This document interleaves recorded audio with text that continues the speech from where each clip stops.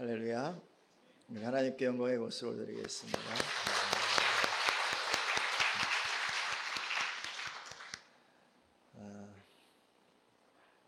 옆 사람 앞뒤 사람 이렇게 보시면서 눈으로 인사합시다. 사랑합니다. 축복합니다.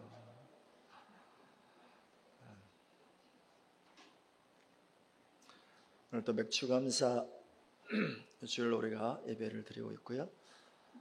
예배 중에 안수 집사 취임과 명예권사 또 추대식이 있습니다. 참 기쁘고 행복하고 뜻깊은 날인 것 같습니다. 볼륨 조금만 올려주시면 감사하겠습니다. 아주 조금만 올려주십시오. 하나의 절반이 지나갔고요. 또 새로운 한 해가 열렸습니다. 제가 믿기로는 지난 6개월의 시간 참 어렵고 힘든 시간이었고, 그 힘듦 속에서 우리가 믿음을 포기하지 않고 주님께 기도하고 사랑을 올려드리고 또 고백하고 선포했던 많은 것들, 그것이 지난 시간 씨앗으로 뿌려지는 시간이었다고 믿습니다. 그리고 이제 새로운 6개월의 시간엔 그것을 열매로 맺는 언약이 실제가 되고 말씀이 우리 삶의 사건이 되는 그런 일들이 이제 조금씩 일어나게 되리라 믿고 소원합니다. 할렐루야. 여러분의 삶 가운데 실제로 하나님께서 언약으로 주신 모든 것들, 이것이 각자의 영혼과 마음, 그 삶 속에서 좋은 열매로 맺혀지는 은혜가 있기를 축복합니다. 그래서 오늘은 열매에 관한 말씀을 나누어 보도록 하겠습니다. 우리가 각자 인생을 살면서 인생의 마지막에 남는 것 하나가 있다면 열매가 남을 것입니다. 열매가 되기 위해서는 적어도 두 가지의 조건이 충족이 되어야 하죠. 첫 번째는 뭐냐면 어떤 시간, 그 시간 속에 있는 과정의 결과, 그게 열매인 거죠. 예를 들자면 제가 최근에 저희 어머니께서 수확하신 감자를 삶아 먹었는데 맛있더라고요. 어쨌든 이 감자를 캐기 위해서는 이른 봄에 감자 씨앗을 뿌리고 시간이 지나면 싹이 나고 꽃이 피고 그러면서 이제 점점 더 잎새는 광합성을 하고 그리고 또 뿌리는 무기질과 기타 영양분들을 흡수하면서 결국 마지막에 남기는 게 있습니다. 열매를 남기죠. 우리 인생도 마찬가지이죠. 우리는 누구나 다 인생의 시간이라고 하는 걸 살아갑니다. 그리고 또 이제 인생의 마지막이 있습니다.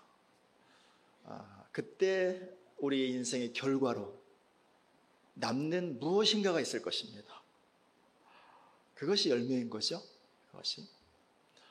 두 번째 열매가 되기 위해서는 결과로 남을 뿐만 아니라 창고에 들여져야 하는 거죠.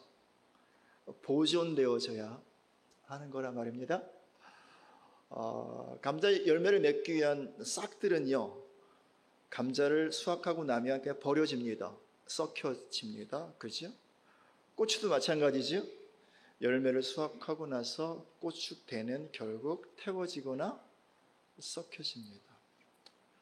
그리고 열매는 창고에 들여서 보존을 하게 됩니다. 우리 인생의 열매도 마찬가지인 거죠. 우리의 인생의 마지막 결과물로 남을 뿐만 아니라 그것이 영원한 창고에 보존되는 거예요. 그렇죠? 우리가 흔히 알고 있는 천국의 영원히 보존되는 것, 그것이 바로 우리의 인생과 우리의 존재의 열매인 거죠. 오늘 본문의 말씀은 예수님의 바로 아래 동생이었던 이 야고보, 당시에 예루살렘 총회장이 쓴 편지입니다. 아마도 이 야고보는요, 굉장히 이렇게 사려 깊고 심사숙고하는 사람인 것 같아요. 그래서 어떤 일을 함부로 결정하지 않고요, 깊이 생각을 하고 또 결정한 것은 또 잘 또 이렇게 처리하고 진행하는. 그래서 당연히 초대교회 때 총회장은 베드로가 되어야 함직한데도요, 베드로보다 훨씬 더 늦게 예수님의 제자가 되었던 예수님의 동생 야고보가 총회장이 되고 당시 예루살렘 교회와 그리고 전 세계 교회를 이렇게 잘 이렇게 세워가는 자리에 서 있습니다. 그분이 이제 거의 순교하기 바로 전에 거의 유언적으로 쓴 글이 야고보서인데요, 야고보서 말씀을 통해서 하시고 싶었던 말씀이 있었던 것 같아요. 동시에 그 야고보의 글을 통해서 주님께서 오늘 우리에게 하시고 싶은 말씀이 있다고 믿습니다. 그것이 바로 열매에 관한 거죠. 자, 우리가 생각할 수 있는 열매가 있습니다. 가장 쉽게 생각할 수 있는 것은 눈에 보이는 것들이죠. 육신에 관한 것들, 그렇죠? 우리 육체는 먹어야 합니다. 이왕이면 잘 먹어야지. 우리 육체는 마셔야 되고요, 또 즐겨야 합니다. 이왕이면 더 이렇게 즐겁고 고급스러운 걸 즐기면 좋죠. 우리 육체는 또 쉬고 자야 됩니다. 그래서 잘 집이 필요하고 이왕이면 안락하고 크고 넓은 집이 필요하죠. 여러분, 이런 모든 것들을 얻기 위해서 필요한 것은 많지 않습니다. 한 가지입니다. 뭐예요? 돈이죠. 돈. 그렇죠. 돈으로 이 모든 걸 다 살 수 있습니다. 먹는 것, 입는 것, 마시는 것, 즐기는 것, 또 거주하는 것, 이 모든 것들을 살 수 있습니다. 그래서 여러분, 정말 많은 사람들은 돈을 벌기 위해서 정말 애를 씁니다. 그래서 실제로 돈이 중요하고 필요하니까요. 많은 시간 돈을 벌기 위해서 삶의 시간들을 사용하고요, 마음에 많은 어떤 이 에너지를 돈을 벌기 위해서 혹은 번 돈을 지키거나 유지하기 위해서 사용을 합니다. 근데 여러분, 우리의 삶의 마지막 날, 우리의 삶의 마지막에 이 돈이 결과물로 남을 수 있습니다. 통장의 잔고가 수억일 수도 있고 아파트 45평짜리가 남을 수도 있고요. 근데 여러분, 그 중에 단 1원도 가지고 갈 수 있나요?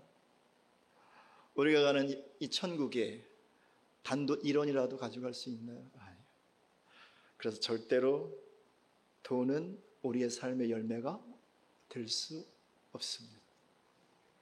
물론 우리 후손들에게 약간의 유산을 물려줄 수는 있겠지만 나의 열매는 아닌 거예요. 그죠? 내 인생의 열매, 존재의 열매는 절대로 아닌 거죠. 그러면 또 이런 게 있지 않나요? 눈에 보이지 않는 정신적인 것들, 이 혼에 관련된 것들. 그래서 지식을 좀 많이 쌓고 교양을 좀 많이 쌓고 그리고 또 이제 좋은 관계들을 사람들과 형성을 하면서, 그러면서 삶을 좀 이렇게 좀 이 엘레강스하게 삶을 좀 이렇게 좀 우아하게 세워갈 수 있지 않나요? 그래서 조금 더 이제 어떤 특출난 사람은 정신적인 유산을 남겨놓기도 하고, 또 호랑이는 가죽을 남기고 사람은 이름을 남긴다고. 그렇죠. 사람들에게 어떤 자신의 명예와 자신의 명성을 이름으로 남겨놓을 수는 있습니다. 그래서 후손이 우리 아버지 정말 좋은 분이셨어, 우리 할아버지 정말 대단하신 분이셨어 라고 기억은 할 수 있을지 모르지만, 그것이 하나님 나라에서 무슨 가치가 있나요? 이 땅에서 소유한 지식이, 이 땅에서 갖고 있는 교양이, 이 땅에서 누리고 있는 관계와 그리고 고양된 삶의 내용들이 하나님 나라에서 무슨 가치가 있나요? 가치 없죠. 그것은 다 사라질 것입니다. 우리가 영원히 육체를 벗어서 하나님 나라에 가는 순간 돈도 그렇고 돈이 살 수 있는 수많은 것들도 그렇고 또 내가 평생 쌓아놓았던 명성에 관련된 그 모든 것들 다 사라지는 것입니다. 그래서 결국 나의 열매, 여러분의 열매는 절대로 아닙니다. 야고보 이 당시의 총회장께서 편지할 때가 당시 초대교회 때 극심한 박해와 어려움이 있을 때였습니다. 여러분 한번 생각해 보세요. 한두 달 어려운 거는 견뎌요. 그죠? 웬만하면 다 견딥니다. 한 1년쯤 계속 고난이 있고 박해가 있고 어려움이 오면 좀 마음이 힘들어요. 그런데 이게 5년이 가도 도무지 문제가 해결될 기미가 안 보여. 7년, 8년, 10년이 지나도 상황은 더욱더 악화만 되어가고 그리고 삶은 더욱더 어려워져만 가요. 당시에 그 예루살렘 교회는 굉장히 가난했어요. 왜냐하면 유대인 사회는 지금도 가보면요, 하여튼 굉장히 이렇게 보수적이고 뭔가 이렇게 변화에 대해서 굉장히 힘들어하는 사회예요. 근데 갑자기 무슨 이단 예수를 믿는 사람들에 대해서 유대인들이 결코 호의적이지 않는 거죠. 직장에서 내어 쫓고 사업 망하게 하고 동네에서 내어 쫓고, 그러니까 이 많은 박해와 이것으로 인한 어떤 삶의 고통도 힘들지만 실제로 더 힘든 건 뭐냐면 가난이에요. 가난. 너무 가난한 거예요. 그래서 사는 게 너무 힘든 거예요. 하루하루 먹고 사는 것 자체가 너무 힘든 거예요. 누구 때문에? 예수님 때문에. 예수 믿는 것 때문에. 그러니까 여러분, 이러면 어떤 일이 생기나요? 굉장히 피곤해져요. 굉장히 힘들어져요. 그러면 지치죠. 지치게 되면 이제 어떤 일이 벌어집니까? 조금씩 타협을 하기 시작하는 거예요. 전에는요, 예수님 처음 만났을 때는 너무 감격스러워서 내가 예수님 때문에 불구덩이라도 들어가겠습니다. 이렇게 믿음이 뜨거웠던 사람들인데 그 예수님 때문에 어려우니까 그것도요, 꽤 오랜 시간 동안 이것이 지속되고 더 힘들어지니까 조금씩 믿음을 포기하진 않지만 믿음의 삶의 거룩을 포기하기 시작해. 그래서 세상 사람들과 비슷하게 살아가기 시작해. 왜? 그런 삶 때문에 어려우니까. 그래서 나 교회 다닌다 라고 말하지 않는 이상은 그 사람이 교인인지 그리스도인인지 도무지 사람들이 알 수 없을 만큼 삶의 거룩 자체를 포기해요. 그러면서 하는 말이 있어요. 사도 바울이 말하는데 오직 믿음으로 구원받는다고 하더라. 아니, 믿음만 있으면 되지. 삶이 어떠하든 가끔 죄를 지을 수도 있고 가끔 나쁜 짓을 할 수도 있고 가끔 실수할 수도 있는 거지. 믿음 있으면 되는 거 아니냐, 이러면서 합리화하는 거죠. 이것이 점점 더 확장되어 가면서 사람들의 신앙에 심각한 문제가 생기게 되었을 때 야고보 사도가 글을 쓴 거예요. 2장 가보십시다. 26절.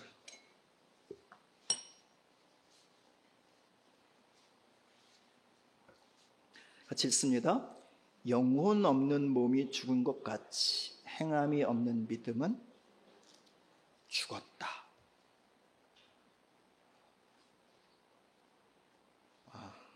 그렇죠? 이 말을 좀 하고 싶었던 거죠. 믿음은 반드시 행함이 따라온다는 것. 행함으로 증명되어야 그 믿음이 살아있는 믿음이요 온전한 믿음이다라고 하는 거죠. 구원에 이르는 믿음, 구원을 누리는 믿음, 그 믿음은 그의 신앙과 삶이 분리되지 않은 하나의 온전한 믿음이어야 한다, 이 사실을 말합니다. 뿐만 아니라요, 그렇게 더 사는 게 어려워지니까 이제는 아예 세상 사람들처럼 돈을 목적으로 하고 살아갑니다. 그래서 돈을 벌기 위해서는 가끔은 부정한 방법도 사용하고 불의와 불법도 사용을 합니다. 그래서 꽁 잡는 게 매라고, 돈만 많이 벌면 된다고, 그리스도인인데 예수를 믿는 제자임에도 불구하고 세상 사람과 정말 똑같이, 아니 더 심하게 돈을 더 사모하고 돈을 더 추구하며 사는 사람들이 계속 일어납니다. 그래서 또 이렇게 말하죠. 5장 1절 읽겠습니다. 읽어요. 들으라 부한자들아, 너희에게 이 말 고생으로 말미암아 울고 통곡하더라. 부자들아, 너희들에게 이 말 고생으로 말미암아 울라 통곡하라. 왜? 5절 있습니다. 읽어요. 너희가 땅에서 사치하고 방종하여 살육의 날에 너희 마음을 살찌게 할 듯. 야고보는요, 주님의 강림이 가까웠다는 얘기를 해요. 그날은 곧 심판의 날이라는 사실을 이야기해요. 그리고 주님이 곧 심판의 주님이라고 말하고, 우리가 그 심판주 앞에 설 것이라는 사실을 말하면서, 너희가 그렇게 신앙했던 돈, 너희가 그렇게 붙잡으려 했던 세상의 권력인 맘몬, 그것이 너희를 구원할 수 없다고, 오히려 너희의 영혼을 망가지게 하고 너를 무너뜨리게 할 것이다 라는 사실을 말하죠. 2절 3절 있습니다. 너희 재물은 썩었고 너희 옷은 좀 먹었으며 너희 금과 은은 녹이 슬었으니 이 녹이 너희에게 증거가 되며 불같이 너희 살을 먹으리라. 너희가 말세에 재물을 쌓았도다. 결국 정말 삶의 목적이라고 그렇게 생각을 하고 삶의 열매라고 그렇게 추구했던 그것 때문에 결국 망할 수 있어, 이런 얘기를 하는 거죠. 그러면서 도대체 무슨 이야기를 하고 싶었을까요? 진짜 인생의 열매는 돈도 아니고 육체에 관련된 어떤 것도 아니고 정신적 유산도 아니고 마지막 하나님의 심판대 앞에 설 뿐만 아니라 영원히 천국에 거할 당신의 영혼, 이것이 바로 당신의 열매다라는 사실을 말하는 거지. 나의 영혼이에요. 우리의 영혼이에요. 이것이 우리의 인생의 열매란 말입니다. 여러분, 열매는 이렇게 껍데기를 까보면 속에 알이 있어요. 알. 그렇지 않아요? 다시 말하면 우리 영혼 안에 가득한 속알이 무엇일까요? 예수 그리스도요. 예수 그리스도 안에 또 무엇이 있을까요? 하나님 아버지의 영원한 완전한 생명이요. 그것이 예수 그리스도 안에, 그리고 예수 그리스도가 영혼 안에 그득히 채워지는 것, 그것이 바로 우리 영혼의 열매라는 것입니다. 우리가 평생의 시간을 많은 고난이 있고 어려움이 있고 또 힘든 일이 있지만 그 평생의 시간을 살아가야 할 이유, 그 삶의 목적, 삶의 마지막에 우리가 맺을 영혼의 열매, 이것이 우리의 열매요, 우리의 목적이라는 것이. 그래서 비유로 이렇게 말합니다. 오늘 본문의 말씀 보십시오. 7절 8절 있습니다. 그러므로 형제들아, 주께서 강림하시기까지 길이 참으라. 보라, 농부가 땅에서 귀한 열매를 바라고 길이 참아 이른 비와 늦은 비를 기다리나니 너희도 길이 참고 마음을 굳건하게 하라. 주의 강림이 가까우니라. 정말 당대의 고난 때문에 마음이 무너지고 세상과 타협하고 거룩을 포기하는 그리스도인들을 보면서 아니야, 절대로 세상의 것이 열매일 수 없어. 아니야, 절대로 사람들이 생각하는 게 열매일 수 없어. 우리의 열매는 영혼의 열매인 거야. 이 사실을 말하는 거죠. 그러므로 사랑하신 여러분, 저는 저와 여러분 모두가 적어도 돈을 생각하는 만큼 정도는 영혼을 좀 생각해 봤으면 좋겠어요. 내 영혼이요. 내 영혼은 지금 어떠한가? 내 영혼은 정말 열매를 잘 맺고 있는가? 그렇게 영혼에 관심을 가져주시기를 예수님의 이름으로 부탁을 드립니다. 자, 그렇다면 어떻게 열매를 맺을 수 있느냐 말이죠. 어떻게 영혼의 열매를 맺을 수 있느냐 말이죠. 그 사실을 7절과 8절에서 말하는 거예요. 농부가 농사 짓는 거 참 쉽지 않더라고요. 저 농부의 아들로 태어나 자랐기 때문에 저는 여느 다른 친구들보다 들 일은 많이 하지 않았는데 그래도 시골 일은 거의 다 해봤습니다. 시골 일이 결코 쉽지 않아요. 농사 참 쉽지 않아. 뜨거운 태양볕에 이 사과밭에 가서 소독해본다고 생각해보세요. 요즘은 기계로 좋으니까 다 하는데 옛날엔 다 줄 끌고 다니면서 다 이렇게 했거든요. 보통 사과 소독 한 15번에서 20번 1년에 하는데요. 정말 쉽지 않아요. 무엇 하나 쉬운 일 아무것도 없습니다. 지금 야고보가 이런 말을 하는 거예요. 그럼에도 불구하고 힘들고 어렵지만 포기하지 않는 이유가 있다. 땅에서 나오는 무엇 때문에? 귀한 열매를 바라보기 때문에 농부는 길이 참는다. 그러므로 여러분들도 길이 참아주기를 부탁합니다. 이런 얘기를 하는 거예요. 인내하라는 거죠. 결국 인내라고 하는 모태 안에서 우리의 영혼이 열매로 맺혀진다는 거예요. 그러면서 이런 말을 합니다. 농부가 그렇게 가을에 맺혀질 열매를 기다리면서 그 여름에 힘든 시간, 어려운 시간을 어떻게 살아가느냐 하면 이른 비와 늦은 비가 내릴 것을 기다리며 살아간다는 거예요.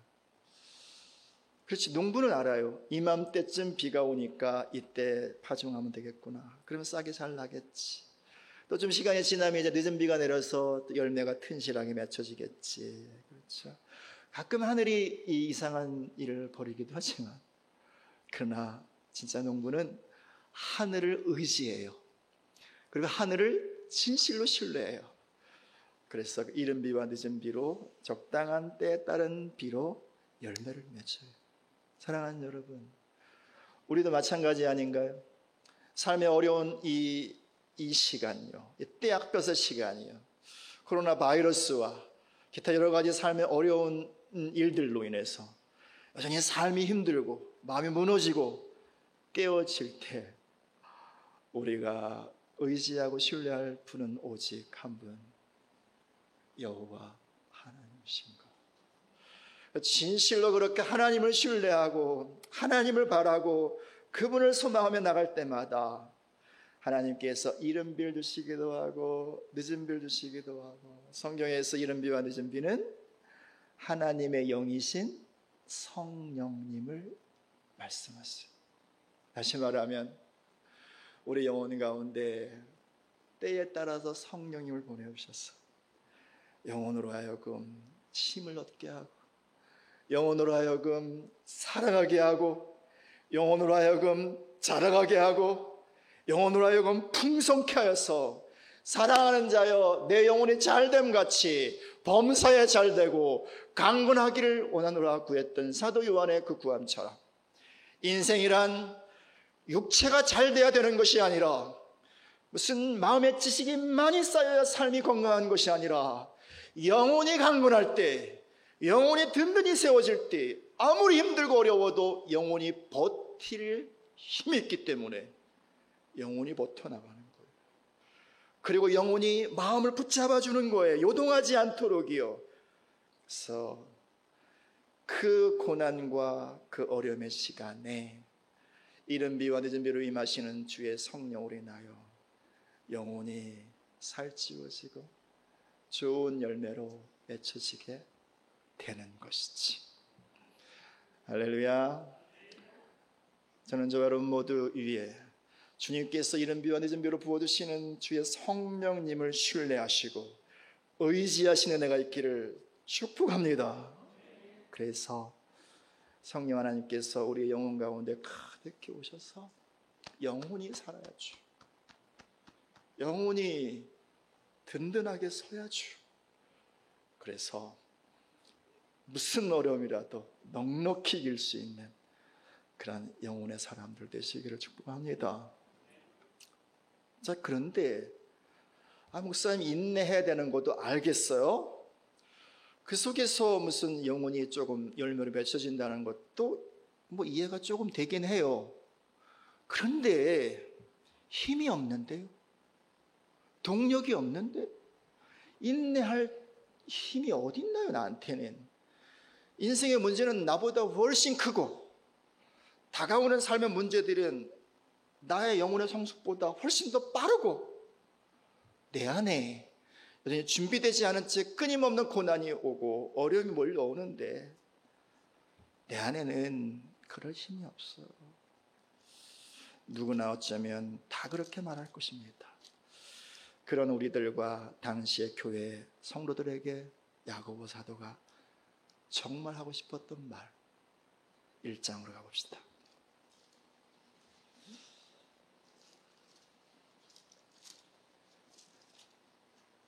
1장 2절을 읽습니다. 인사를 하자마자 그냥 하고 싶은 얘기를 풀어넣는 거예요. 뭐라고 말합니까? 1장 2절 읽습니다. 읽어요.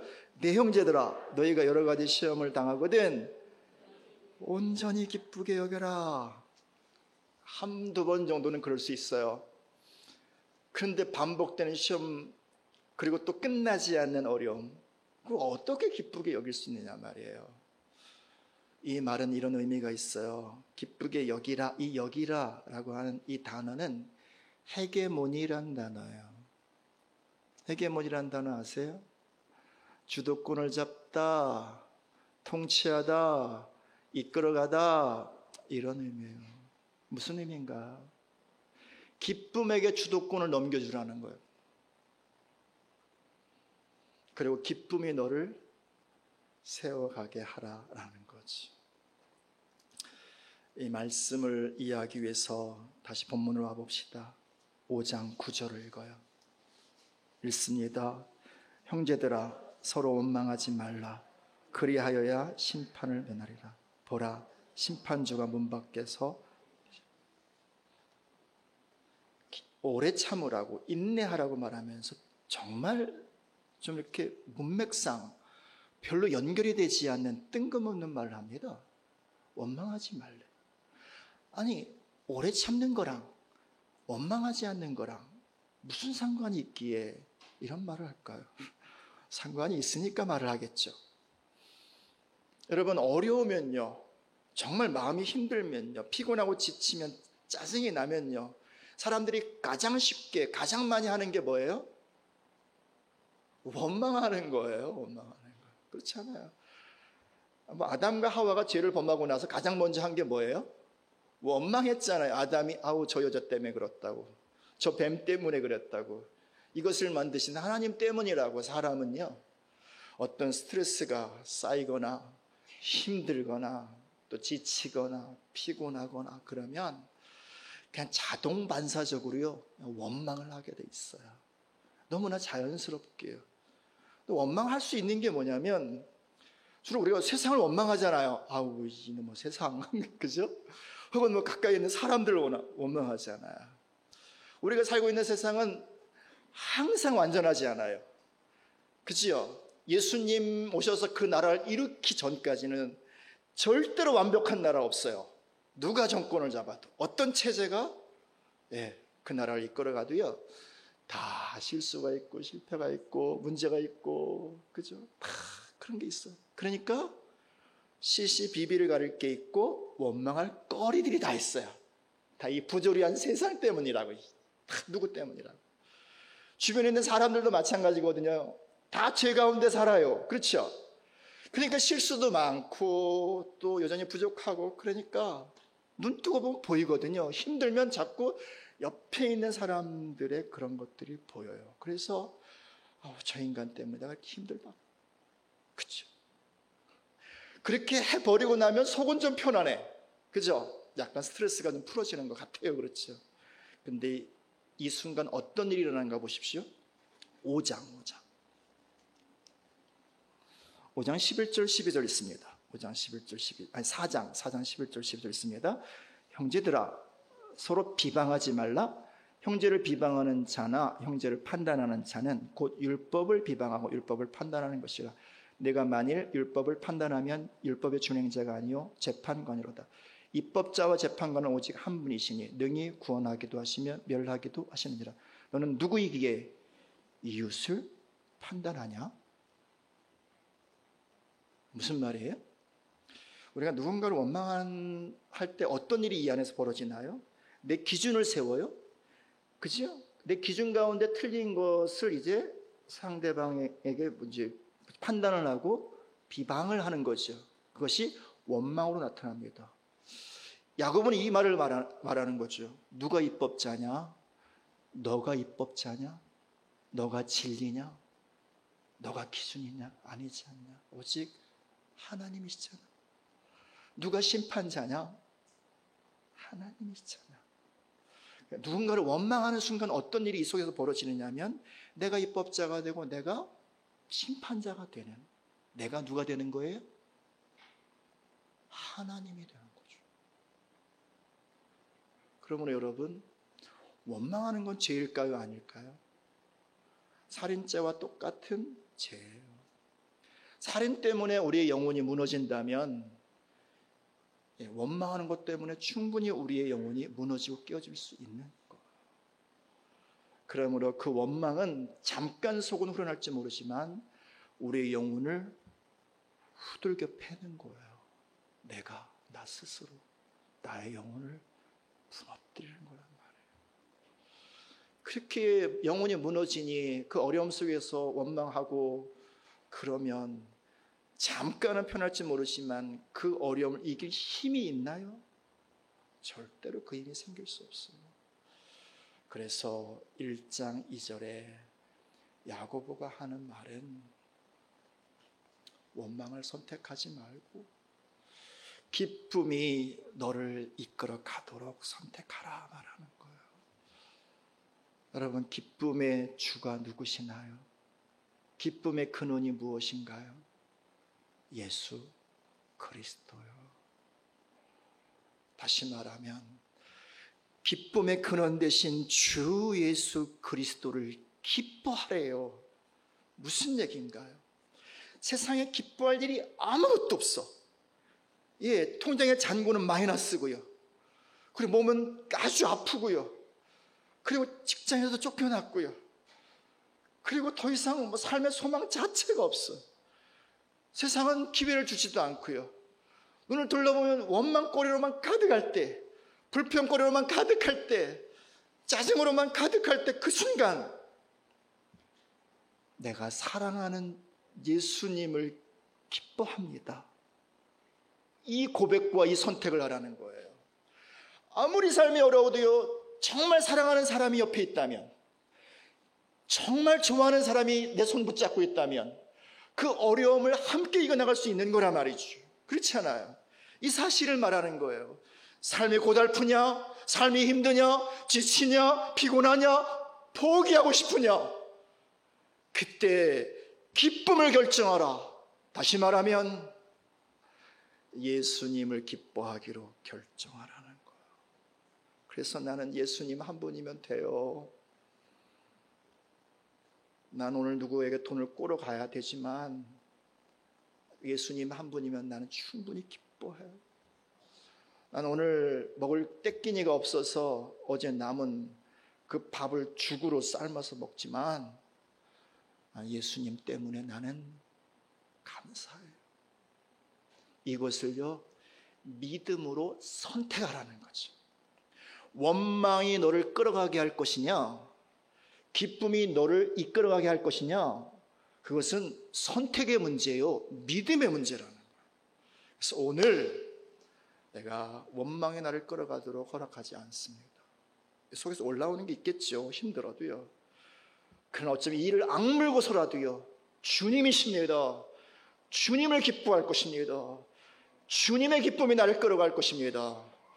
이 고백으로 주 앞에 서고 주 앞에 설 때 어떤 일이 생길까요? 주님의 영이 우리 안에 그 순간 부어지고 채워지고 주님이 우리의 영혼 가운데 좌정하시면 이 속에서 터져 나오는 게 있어요. 뭘까요? 세상이 감당할 수 없는 하늘의 기쁨이요. 세상이 그 무엇도 막아설 수 없는 주 예수 그리스도 안에 있는 생명 안에 있는 기쁨이요. 영원한 하나님의 기쁨이요. 그 기쁨이 우리의 영혼 안에서 터져 나오는 것이요. 그래서 그 기쁨을 가지고요, 환난을 덮어버리는 거예요. 기쁨을 가지고요, 삶의 고통과 고난을 덮어버리는 거죠. 그래서 항상 기뻐하라. 어떻게 삶은 힘든데 기쁨이신 주님을 결정하고 선택하며 나갈 때, 주님의 기쁨이 흘러넘칠 때 나도 모르는 내가 통제할 수 없는, 주체할 수 없는 기쁨이 내 안에 터져서 그 기쁨으로 삶의 고난을 저벅저벅 밟고 걸어가는 거지. 할렐루야. 예, 온전히 기쁨을 선택하시 축복합니다. 그때 4절의 역사가 있는 거예요. 1장 4절 있습니다. 인내를 온전히 이루라. 이는 너희로 온전하고 구비하여 조금도 부족함이 없게 하려. 온전하다는 완성하다고요.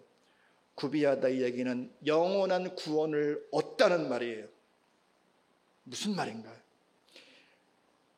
고난과 환난 속에 그렇게 인내하고 인내할 때 우리의 영혼이 주께서 뜻하신 그 온전한 열매로 맺혀지고 완전한 구원을 얻는다라는 것이. 말씀을 마치면서 야고보가 이제 이런 얘기를 쭉 하다가 예를 하나 듭니다. 10절, 5장 10절 보세요. 형제들아, 주의 이름으로 말한 선지자들을 고난과 오래 참음에 본을 삼으라. 11절 같이 있습니다. 보라, 인내하는 자를 우리가 복되다 하나니 너희가 욥의 인내를 들었고 주께서 주신 결말을 보았거니와 주는 가장 자비하시고 긍휼히 여기시는 이시니라. 너희들이 알잖아. 욥의 인내, 욥의 결말을 알잖아. 그가 얼마나 심한 고난을 당했는지, 남들이 당하지 않는 3중 4중고의 고난을 그 몸으로 겪고, 부인은 옆에서 원망을 쏟아내며 이 미련한 인간아, 차라리 하나님을 욕하고 죽어버려라 이놈아, 그렇게 이야기할 만큼 정말 힘든 상황 속에서 욥은 한 가지를 하지 않습니다. 원망을 하지 않고 나의 가는 길을 오직 하나님이 아시나니 그가 나를 단련하신 이후에는 내가 정금같이 나오리라 고백했던 것처럼, 그래서 그 어려움의 시간을 인내하고 주를 바라보며 주님 주신 힘으로 견딜 때 마침내 그에게 하나님의 영광이 임하죠. 그래서 말하지 않나요? 전에는 주님께 내 귀로 들었기만 하였는데 이젠 눈으로 봅니다. 살아계시는 하나님, 영광의 주님을 내가 봅니다. 그 주님의 영광이 그의 영혼에 채워지게 되지요. 그리고 주님께서 그의 세 친구에게 하는 말이 있어. 야, 너희들 하는 말이 옳지 않아. 그래서 너 욥에게 가서 번제를 지내라. 욥이 너희를 위해서 기도할 텐데 그때 너희 죄가 사함받을 거야. 아니, 사람에게 제사를 하다니요, 사람이 죄를 용서하는 권세가 있다니요. 근데 하나님은 이렇게 말씀하세요. 욥에게 가서 제사를 지내라. 하나님께서 욥을 그때 당시 시대의 대제사장으로 삼아주신 거죠. 하나님을 대신하는 자로요. 그래서 결국 욥을 만드셨던 욥의 데스티니, 그의 운명적 부르심을 하나님께서 고난의 시간을 통하여 완성하시고 세우시고, 그리고 삶의 여러 가지 잃어버린 것도 갑자기 회복해 주셨죠. 오늘 야고보가 하는 이 말을 마음에 새기십시오. 가장 자비하시고 주는 가장 자비하시고 긍휼히 여기시는 이시라. 우리 아버지는요 가장 자비로우신 분이세요. 우리 아버지는 최고의 긍휼을 갖고 계시는, 우리를 불쌍히 여기는 분이세요. 그럼에도 불구하고요 우리에게 고난이라는 시간을 허락하시는 이유, 여러분의 삶의 힘듦을 허락하시는 이유, 이 고난과 힘듦 너머에 있는 우리의 영혼에 가득 찬 열매, 그 영혼이 영원히 누릴 하늘 영광이요, 그리고 하늘의 그 나라를 바라보시면서 자비하시고 긍휼이 많으신 하나님께서 우리로 하여금 그 시간을 지나가게 하시면서 이른 비와 늦은 비로 채워주시고 도와주시고 힘주셨어. 마침내 우리를 정말 주님 기뻐하신 아름다운 열매로 빚어 가신다는 것입니다. 오늘 주님이 여러분들을 응원하시고 계십니다. 힘내라고요. 힘내라고요. 내가 너희와 함께 한다고요. 서로 축복하시면서 격려 박수합시다. 힘내시라고. 잘 견디시자고, 잘 이기시자고. 기도하겠습니다.